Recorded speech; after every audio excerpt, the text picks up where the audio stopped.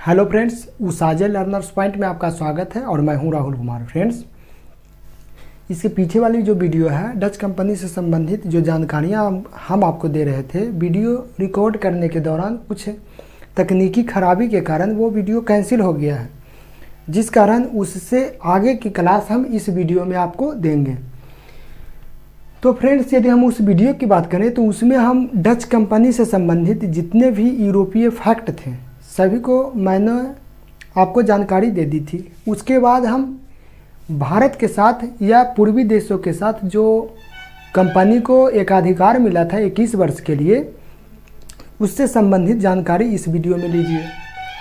तो पूर्वी देशों के साथ व्यापार कीजिएगा तो इसमें हम मोटा मोटी मैप बना देते हैं कि क्या स्थिति है।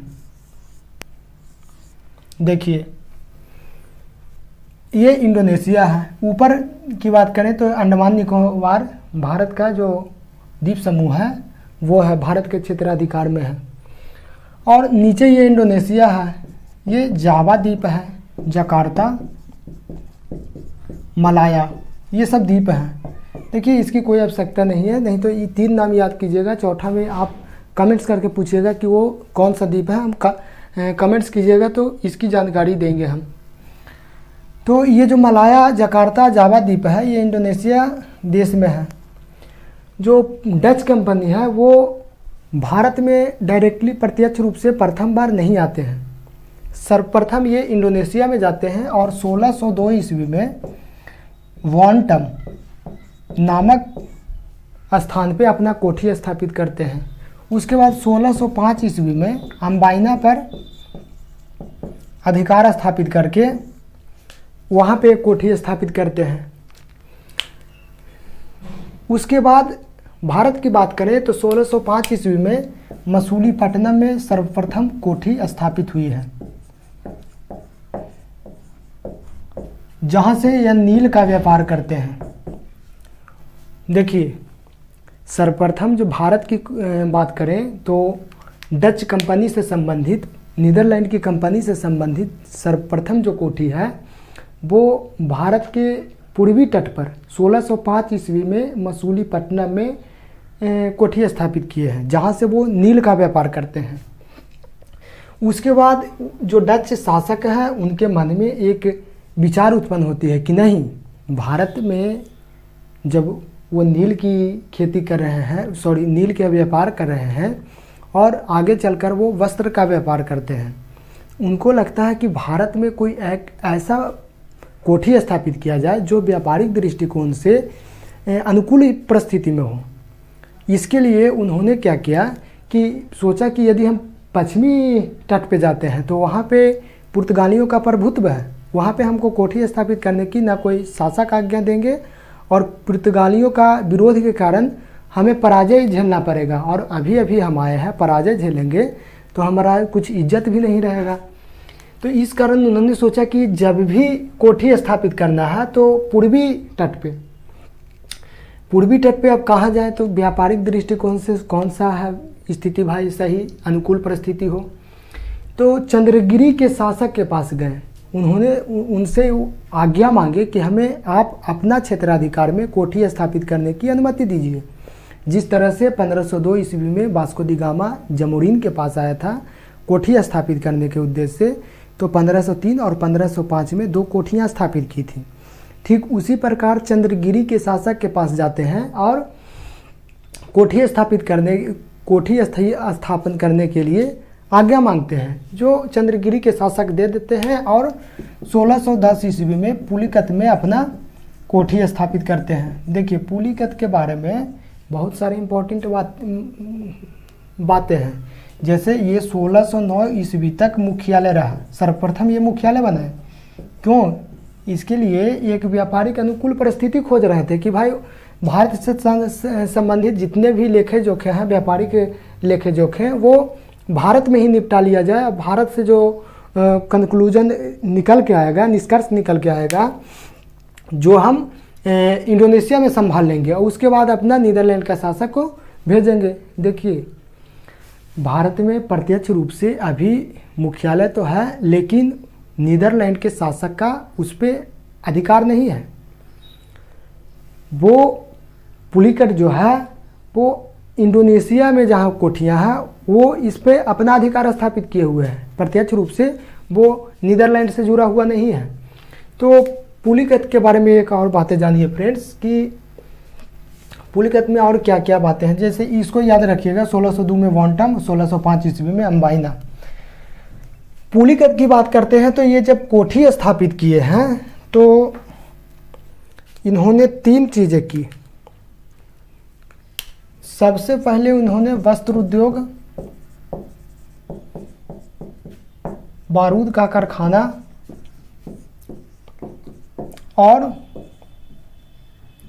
टकसाल। टकसाल क्या है? टकसाल जहाँ पे सिक्कों को ढाला जाता है उस स्थान को टकसाल कहते हैं। जैसे खान में जब अयस्कों की प्राप्ति होती है तो उसे खान या खदान बोलते हैं, ठीक उसी प्रकार जहाँ पे सिक्कों को ढाला जाता है उसे टकसाल कहते हैं। टकसाल में मेन रूप से किस सिक्कों को ढाला जाता था? तो सोने के सिक्कों को। सोने के सिक्कों को उन्होंने पगोडा कहा। पगोडा। प्रश्न पूछता है फ्रेंड्स कि पगोडा किस देश से संबंधित है या किस देश के सिक्के से संबंधित है? तो नीदरलैंड या डच कंपनी से संबंधित है। पगोडा किस धातु से संबंधित सिक्का है? तो सोना से। पगोडा किससे संबंधित है? सिक्का से, धातु से, अयस्क से या नील की प्रजाति या कोई भी गाय भैंस या जानवर की प्रजाति से। तो याद रखिएगा बहुत सारे घुमा करके पगोडा के बारे में पूछा जाता है। तो इसके बारे में एक चीज़ याद रखिएगा कि ये सोने का सिक्का है, डच कंपनी से संबंधित है, पुलिकत पे टकसाल है वहीं पे ढाला जाता है। और पुलिकत के बारे में एक चीज़ और है फ्रेंड्स कि यहाँ पे डच कंपनी का, नीदरलैंड कंपनी का एकमात्र किला गोल्ड्रिया किला यहीं पे स्थापित है। गोल्ड्रिया किला देखिए डच कंपनी का एकमात्र किला था, वो पुलिकत में ही था जिसका नाम है गोल्ड्रिया किला। अब 1610 ईस्वी में अंकित, अब 1610 ईस्वी की स्थिति तक हम लोग जानकारी को प्राप्त कर लिए हैं। अब आइए उसके बाद की स्थिति क्या है। जब मुख्यालय बना लिए तो इन्होंने तो अपना व्यापारिक विस्तार करना पड़ेगा ना, व्यापार करने आए हैं ना, लाभ कमाना है। तो 1610 ईस्वी के बाद 1616 ईस्वी में इन्होंने सूरत में अपना कोठी स्थापित की। सूरत में क्या? तो सूती वस्त्र का। देखिए प्रश्न पूछता है ये सब सूरत में किस वस्तु का व्यापार होता था? तो सूरत में सूती वस्त्र का व्यापार होता था और यहीं से वे अधिकतम मुनाफा कमाए। देखिए अधिकतम मुनाफा कमाए हैं, सूती वस्त्र का यहाँ पे व्यापार हो रहा है। उसके बाद 1619 ईस्वी में ये जकार्ता है। 1619 ईस्वी में यहाँ पे ये अधिकार कर लेते हैं। इंडोनेशिया का जो जकार्ता द्वीप है वहाँ पे डच कंपनी का जो शासक है या प्रतिनिधि है वो जकार्ता पे अपना अधिकार स्थापित कर लेता है। यहाँ पे भीषण लड़ाई होता है, परिणाम स्वरूप पुर्तगालियों को यहाँ से भगा देता है और अपना अधिकार स्थापित कर लेता है। और जकार्ता के खंडहरों पर बैक्टेविया नामक नगर बसाता है। ये पूछता है फ्रेंड्स कि बैक्टेविया नामक जो नगर है किस शहर के खंडर पर, किस महाद्वीप की, किस द्वीप के खंडर पर उसे बसाया गया है? तो जकार्ता को पराजित करके जकार्ता के खंडरों पर 1619 ईस्वी में पराजित करके बैक्टेविया नामक नगर बसाया गया है। अब उसके बाद की बात है फ्रेंड्स, तो 1627 ईस्वी में ये बंगाल में सबसे पहले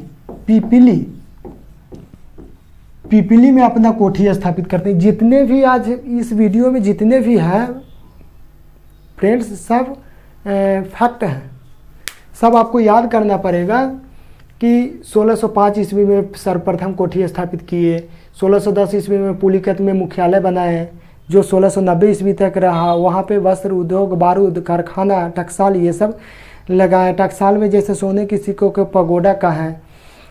यहाँ पे डच कंपनी का एकमात्र मुख्यालय जो था गोल्ड्रिया किला था।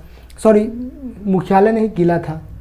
1641 ईस्वी में भीमलीपत्तनम पर अधिकार स्थापित कर लिए हैं। भीमलीपत्तनम के बाद फ्रेंड्स ये जो है, ये वाला जो क्षेत्र है आपका, ये आपका मलक्का जल संधि है। ये वाला जो है मलक्का जल संधि है।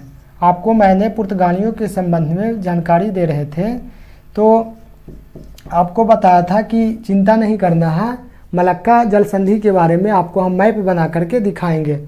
यही है मलक्का जल संधि।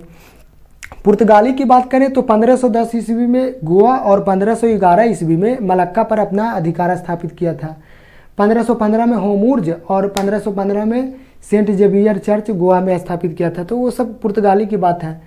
अब यहाँ पे डच कंपनी की बात है तो 1641 ईस्वी में मलक्का पर अपना अधिकार स्थापित करके पूरे इंडोनेशिया पर अपना प्रभुत्व स्थापित कर लिया। डच कंपनी, नीदरलैंड, पुर्तगालियों को वहाँ से भगा दिया, खदेड़ दिया, पराजित कर दिया। अब मलक्का जल संधि को इन्होंने जीत लिया है। उसके बाद क्या होता है तो उसके बाद की बात है 1653 ईस्वी में चिनसूरा पर अधिकार स्थापित कर लेते हैं। बस इतना याद रखिए। उसके बाद 1-2 ईस्वी और हैं, उसको हम लिखेंगे यहाँ। अब हम बोर्ड इसको साफ करते हैं।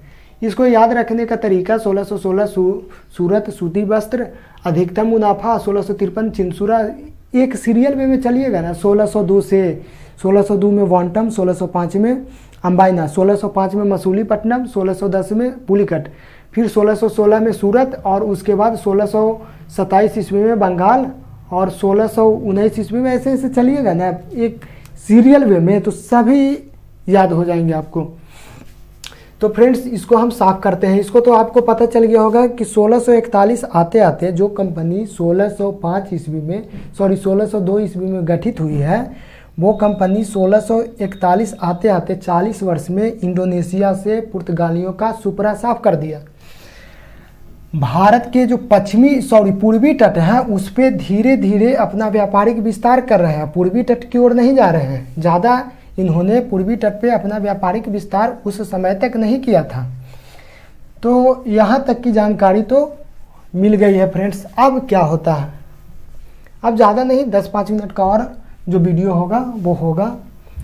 इसको थोड़ा इसको देखिए, नोट्स बनाइएगा, स्क्रीनशॉट लीजिएगा और उसके बाद इसको सरसरी निगाहों से आप देखते रहिएगा तो सभी बातें जो है आपको रिवीजन होते रहेगी और याद रहेगी। धीरे धीरे आ जाइए आप 1658 ईस्वी में। 1658 ईस्वी में इन्होंने क्या किया कि नागपट्टनम,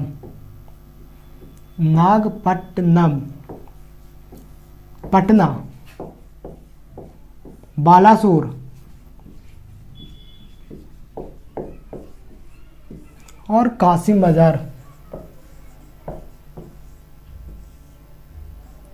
बाजार पर अपना कोठी स्थापित किए हैं। कासिम बाजार की बात करें तो कासिम बाजार में एक रेशम चक्री लगाए हैं। वहाँ पे इन्होंने लगभग 3000 कारीगरों को काम दिया है। और कासिम बाजार की बात करते हैं फ्रेंड्स तो ये प्रत्यक्ष रूप से पुलिकट प्रत्यक्ष रूप से उस समय वहाँ के शासकों, नीदरलैंड के शासकों के अधिकार क्षेत्र में नहीं था, लेकिन कासिम बाजार पर जो नीदरलैंड के शासक हैं उन्होंने अपना डायरेक्टली प्रत्यक्ष रूप से प्रभुत्व स्थापित किया हुआ था। 3000 कारीगरों को ये रोजगार देते हैं। तो ये फ्रेंड्स ये प्रश्न पूछता है कि रेशम चक्री कहाँ स्थापित किए हुए थे, तो कासिम बाजार में। कब किए थे, तो 1658 में। कितने कारीगर, तो 3000 कारीगर। ये सब फैक्ट हैं, ये सब पूछे जाते हैं। और उसके बाद 1658 ईस्वी में एक चीज़ और है कि उन्होंने ये जो श्रीलंका है, श्रीलंका को सिलोन सभी जो ग्रंथ हैं उसमें सिलोन शब्द का प्रयोग किया गया है। इसका प्राचीन नाम सिलोन है। तो 1658 में सिलोन में भी ये अपना अधिकार स्थापित कर लिए हैं, प्रभुत्व स्थापित कर लिए हैं। सिलोन में भी एक अधिकार है। जिस तरह से 1641 में मलक्का पर अधिकार स्थापित करके पूरे इंडोनेशिया पर अपना प्रभुत्व स्थापित किए, ठीक उसी प्रकार से 1658 ईस्वी में सिलोन पर भी अपना अधिकार स्थापित कर लिए हैं। मानिए कि दो देश में एकाधिकार है, कोई दूसरा अर्थात पुर्तगाली सत्ता से बाहर है, व्यापारिक सत्ता से। ये मत समझिएगा कि सिर्फ राजनीतिक सत्ता होता है, व्यापारिक सत्ता भी होते हैं। तो 1658 में ये सब स्थितियां हैं फ्रेंड्स। और उसके बाद एक टॉपिक, एक ईस्वी और याद रखिए कि जो पुर्तगालियों का सर्वप्रथम कोठी कहाँ स्थापित किए थे, तो वो किए थे कोचीन में 1503 ईस्वी में। और 1663 ईस्वी में कोचीन को भी ये जीत लिया है। कोचीन को जीतने में क्या होता है कि डच और वहाँ के कोचीन के राजा शासक दोनों साथ मिल करके संधि करके और पुर्तगालियों को वहाँ से पराजित करते हैं। तो कोचीन 1663 ईस्वी में पुर्तगालियों के हाथों से निकल गया था। अब इसके बाद फ्रेंड्स यहाँ तक कि इनकी जो व्यापारिक विस्तार की स्थिति है वो काफ़ी हद तक आगे पहुँच गई है। सिलोन 1658 ईस्वी में, 1641 ईस्वी में इंडोनेशिया पर एकाधिकार है, प्रभुत्व स्थापित किए हुए हैं। भारत की बात करें तो भारत के जो पूर्वी तट है उस पर अधिकांश क्षेत्रों पर अपना कोठी स्थापित किए हुए हैं। कुछ पश्चिमी तटों पर जैसे कोचीन हो गया, उसके बाद सूरत हो गया, ये सब पर गोवा में भी अपना घेराबंदी किए हुए हैं। 1659 में उसमें भी गोवा में भी अपना घेराबंदी करके वहाँ भी, लेकिन पराजित नहीं हो पाए पुर्तगाली, वहाँ भी अपना घेरा लगाए हुए थे, डाले हुए थे। और इसका कहने का मतलब यही हुआ फ्रेंड्स कि पुर्तगालियों की जो सत्ता है वो छिन भिन्न हो रही है, वो टूट रहे हैं धीरे धीरे। उनके अधिकार क्षेत्र से छोटे छोटे जो क्षेत्र हैं वो बाहर निकल रहे हैं। और अंततः ये स्थिति 1663 ईस्वी में आई कि वो अपना जो प्रथम व्यापारिक कोठी है वो कोचीन को भी अपने हाथ से खो दिए हैं। अब आइए कि जब इस तरह का अपना व्यापारिक विस्तार किए, इसको इस तरह से कहिए कि वो अपना व्यापारिक विस्तार नहीं किए थे, व्यापारिक व्यापक विस्तार किए थे।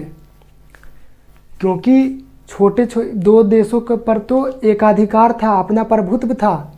भारत के पूर्वी तट पर प्रभुत्व है, पश्चिमी तट में 2 स्थानों 3 स्थानों पर अपना अधिकार स्थापित किए हुए हैं। पुर्तगाली अब पराजित हो रहे हैं, लेकिन ये व्यापक स्तर पे बढ़ाया। और 1750 आते आते फ्रेंड्स ये पूरे भारत के जो वस्तुएं निर्यात हो रही है, चाहे पूर्वी तट हो या पश्चिमी तट हो, उसका लगभग 39% जो है वो ये कर रहा था। नीदरलैंड की कंपनी आयात कर रही है और पूरे यूरोप में वितरित कर रही है। इसका अर्थ हुआ कि 1750 ईस्वी आते आते ये जो कंपनियां हैं अपने जो भारत की जो कुल निर्यात है उसमें उसका 39% जो है, देखिए ये जो कंपनी है अपना व्यापारिक व्यापक विस्तार तो कर ली, अब इसका ह्रास देखिए, पराजय देखिए कि ये कंपनियां पतन की ओर किस तरह जाती है। तो 1750 आते आते ये स्थितियां हैं कि वो 39% क्षेत्र पर अपना भागीदारी है, 39% का भागीदारी है। और ज़्यादा न 10 साल मान लिए, 9 साल बाद 1759 ईस्वी में बेदरा का युद्ध होता है। बेदरा का युद्ध बंगाल में हुआ था, अंग्रेज और डच के बीच में। अंग्रेज का प्रतिनिधि था क्लाइव। बस इसके बारे में ज़्यादा जानकारी प्राप्त होगी जब हम ईस्ट इंडिया कंपनी की बात करेंगे, तो उसमें हम बेदरा का युद्ध में काफ़ी ज़्यादा इसमें चर्चा करेंगे। अभी सिर्फ ये समझिए कि बेदरा का युद्ध जो हुआ वो बंगाल में हुआ और अंग्रेज और डच कंपनी के बीच में हुए। डच कंपनी पराजित हुए। ये पराजय तो होवे किए, इन पर प्रतिबंध भी लगा कि आप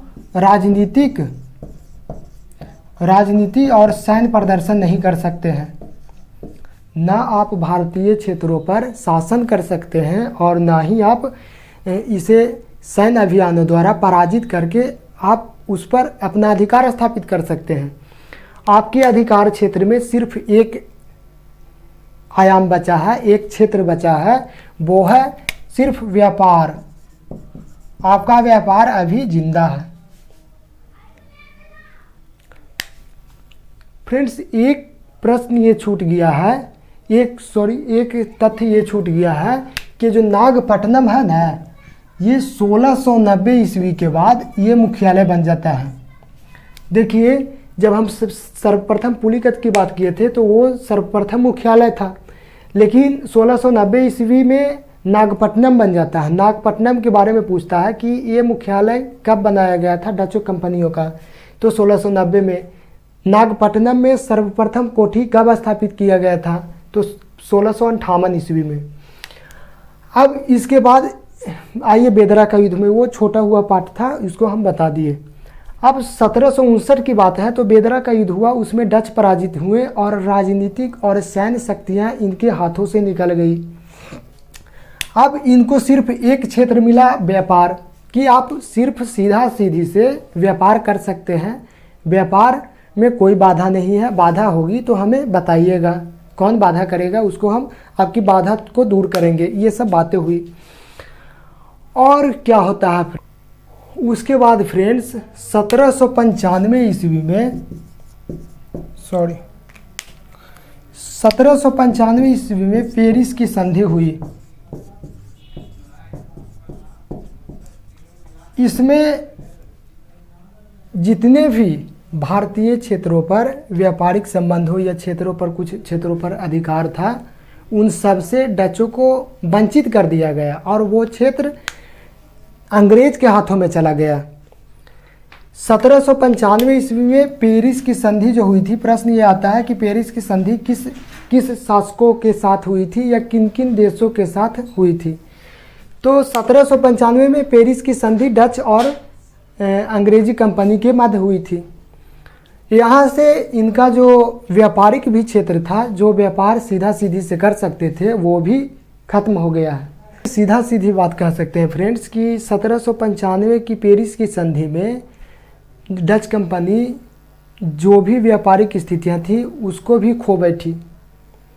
व्यापारिक, सैन्य, राजनीतिक सभी शक्तियों से वो वंचित हो गई और अंततः इसे छोड़ देना पड़ा। लेकिन एक कोठी और है इनके पास, सूरत में 1616 ईस्वी में कंपनी स्थापित हुई थी, वो अभी है। कुछ शर्तों के साथ इनको सूरत छोड़ दिया गया है और अंततः सूरत को भी 1824 ईस्वी में बेच देते हैं अंग्रेजों के हाथों। बस यही इनका व्यापारिक विस्तार, व्यापक विस्तार था। और सिर्फ दो युद्ध, बेदरा का युद्ध और पेरिस की संधि हुई थी और बेदरा का युद्ध हुआ था। यही दो युद्ध इनकी जो डच कंपनी का व्यापारिक विस्तार था वो नष्ट कर दी, अर्थात एक साम्राज्य का पतन हुआ। तो अंततः फ्रेंड्स, ये जो डच कंपनी है वो 1605 ईस्वी से 1825 ईस्वी तक शासन किए या व्यापार किए। 1605 ईस्वी में सर्वप्रथम ये मसूलीपट्टनम में, भारत के जो मसूलीपट्टनम है वहाँ पे कोठी स्थापित किए और 1824 में बम्बई को भी, सूरत को भी वो बेच दिए। बम्बई नहीं, सूरत को भी वो बेच दिए थे। जब पेरिस की संधि हुई थी तो कुछ शर्तों के साथ सूरत को छोड़ दिया गया था, लेकिन बाद में वो भी बेच दिए। तो देख लिए इस कंपनी का पतन क्यों हुआ। सिर्फ दो, एक बेदरा का युद्ध और दूसरा पेरिस की संधि से। अब आइए जानते हैं कि ये किस क्षेत्र में किस वस्तु का व्यापार किए, इनकी व्यापारिक पद्धति क्या थी। तो इनकी व्यापारिक पद्धति जो है फ्रेंड्स, व्यापारिक पद्धति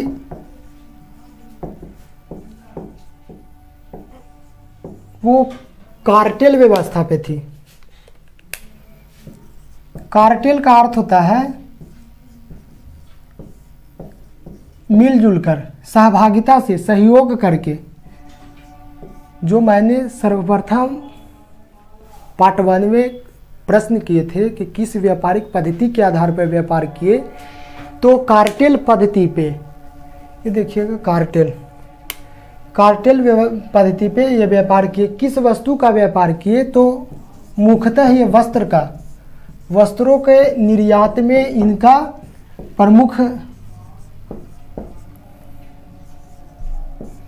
प्रमुख योगदान है बस। और इसके बारे में कहा जाए फ्रेंड्स, तो इन्होंने लगभग 18%, और ऐसा कहा जाता है कि ये लगभग 18% के तौर पे ये लाभांश भारतीय शेयरधारकों को दिए। और ऐसा कहा जाता है कि ये घाटे में कंपनी जा रही थी, तो उस समय भी ये इस औसत को, एवरेज को 18% के आसपास को रखें। ये कंपनी के पतन में भी एक महत्वपूर्ण भूमिका निभाता है। ये कार्टेल पद्धति होगी, 18% ये दे दिए। तो अब प्रश्न ये है कि ये भारत में किन वस्तुओं का व्यापार करते थे? क्या पुर्तगालियों ने मसालों का व्यापार किया तो डचों ने भी मसालों का व्यापार किया? तो नहीं। आप मान लीजिए कि बगल में एक सीमेंट का दुकान दिए हुए है, तो क्या आप दुकान खोलिएगा तो सीमेंट ही दीजिएगा? इससे बेहतर है कि जब सीमेंट का दुकान दिए हुए है तो आप बालू का दुकान दीजिए, बालू का व्यापार कीजिए। इन्होंने भी यही किया, मसालों का व्यापार नहीं किया, इन्होंने भारतीय वस्त्रों का व्यापार किया। और ऐसा कहा जाता है कि भारतीय वस्त्रों को निर्यात योग्य बनाने में डच कंपनी का ही योगदान है। तो फ्रेंड्स, इन जानकारियों के अंत में ये चैप्टर डच कंपनी से संबंधित जितने भी जानकारियां हैं वो समाप्त हुई।